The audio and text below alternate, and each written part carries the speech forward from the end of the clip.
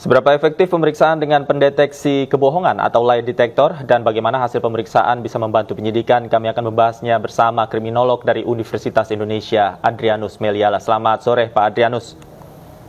Selamat sore. Pak Adrianus, Putri Chandrawati rencananya diperiksa oleh alat lie detector. Pertanyaannya kemudian, apakah hasilnya nanti akan efektif membantu penyidikan? Ya, sebelumnya saya justru ingin bertanya, mengapa menggunakan lie detector ya? Itu kan digunakan ketika memang ada indikasi atau kecenderungan bahwa seorang tersangka itu suka berbohong. Nah, ketika misalnya dalam pemeriksaan awal, kemudian indikasi itu tidak terlihat, artinya kecenderungan pengakuannya itu konstan, tidak berubah-ubah, konsisten, ya kenapa harus menggunakan lie detector? Jadi kesannya seperti gaya-gayaan begitu. Nah, kalau memang misalnya ada indikasi seperti itu, barulah atau bisa digunakan alat penguji kebohongan tersebut. Demikian. Berapa akurasi dari ketepatan alat ini, Pak Adrianus? Oh, kalau misalnya digunakan pada saat yang tepat dan orang yang tepat, maka memang tinggi sekali, bisa mencapai 90%. Maksudnya apa?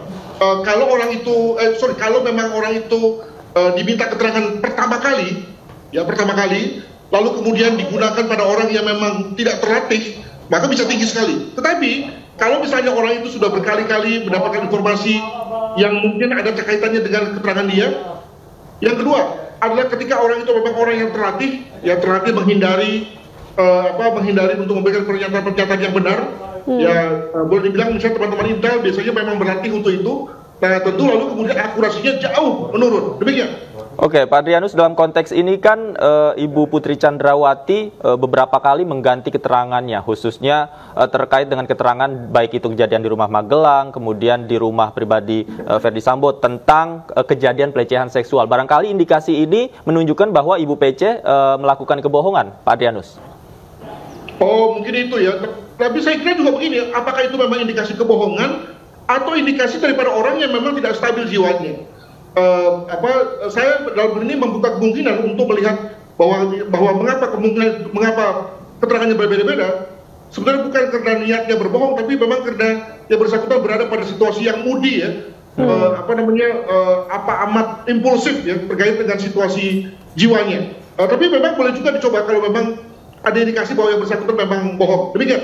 Baik, berarti apakah ini cukup valid untuk dijadikan bahan di pengadilan mungkin karena memang mungkin tadi ada banyak sekali faktor ya. Tadi bahwa kondisi dari yang dites dan yang mengetes ini juga sangat penting. Saya kira nanti akan menjadi alat bukti yang harus kemudian didengar kembali.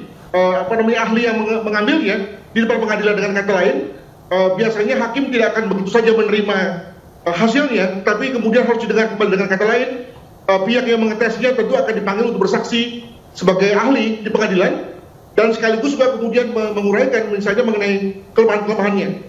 Jadi sebagai contoh misalnya ketika yang bersangkutan atau si tersangka ini kemudian diperiksa pada waktu ketika sedang tidur, kurang tidur, ya, atau sudah mengalami pemeriksaan sampai beberapa kali, umumnya lalu menunjukkan satu grafik yang berubah, ya, indikasi yang kemudian bisa kita baca sebagai bohong, padahal tidak. Nah, itulah kemudian harus didengar oleh hakim terkait dengan berbagai keterbatasan data dari alat ini. Demikian. Oke, Pak Adrianus, mungkin masih banyak yang bertanya bagaimana cara kerja lie detector terhadap tersangka. Apakah memang hanya mengidentifikasi keterangan-keterangan yang diucapkannya saja atau ada hal yang lain yang mungkin diperiksa oleh alat ini? Jadi sebetulnya alat ini tidak menguji tentang kebenarannya, jadi jangan salah juga, tapi lebih pada menguji antara apakah ketika ada satu pertanyaan-pertanyaan yang kita sebut sebagai intriguing, menohok, dan ada kaitannya dengan dua hal. Pertama adalah detak jantung yang berubah dan aliran darah yang berubah. Asumsinya adalah bahwa ketika orang berbohong, dan berbohong itu sesuatu yang membuat orang itu kemudian lalu seperti tidak sesuai dengan kenyataan gitu ya, maka diperkirakan tekanan darahnya dan detak jantungnya juga akan berubah. Nah, masalahnya tadi kalau orang ini memang sudah dari awal kurang tidur misalnya, atau tekanan darah dari awal memang rendah, atau memang sudah terlatih, nah itu yang kemudian dia bisa sembunyikan tuh ya, seolah-olah bahwa tidak ada yang berubah dari tekanan darah maupun juga detak jantung, sehingga seolah-olah benar, misalnya begitu. Oke, jadi lebih melihat ke respon tubuh ketika menanggapi sebuah pertanyaan, seperti itu ya Pak? Tepat sekali, tepat sekali. Oke, nah tadi Anda menyatakan bahwa biasanya lie detector digunakan jika tersangka ini memberikan keterangan yang berbeda-beda. Dalam kasus sebuah kriminal ini, apakah lie detector ini memang bisa digunakan dalam setiap proses atau hanya special case saja? Saya berpikir either or ya, artinya dipergunakan di awal, tadi saya katakan di awal, atau ketika ada memang indikasi bahwa yang bersangkutan memang berbohong. Mengapa demikian? Karena tadi ketika misalnya yang bersangkutan itu dites lie detector beberapa kali, maka yang bersangkutan itu diperkirakan sudah belajar dan sudah bisa merespons itu. Yang kedua adalah bahwa kalau yang bersangkutan juga sudah diperiksa berkali-kali oleh mekanisme non lie detector, maka yang bersangkutan juga sudah bisa mengadjust, ya, bisa menyesuaikan informasi yang dia berikan. Nah, sekali lagi dengan kata lain, memang alat ini memang alat yang fragile, amat tergantung pada kapan digunakan. Maka tadi saya katakan kalau bisa sih digunakan dari awal atau tidak sama sekali, gitu ya, sehingga kemudian bisa mengurangi beberapa keterbatasannya. Begitu. Baik. Terima kasih Pak Adrianus Meliala atas informasi yang diberikan.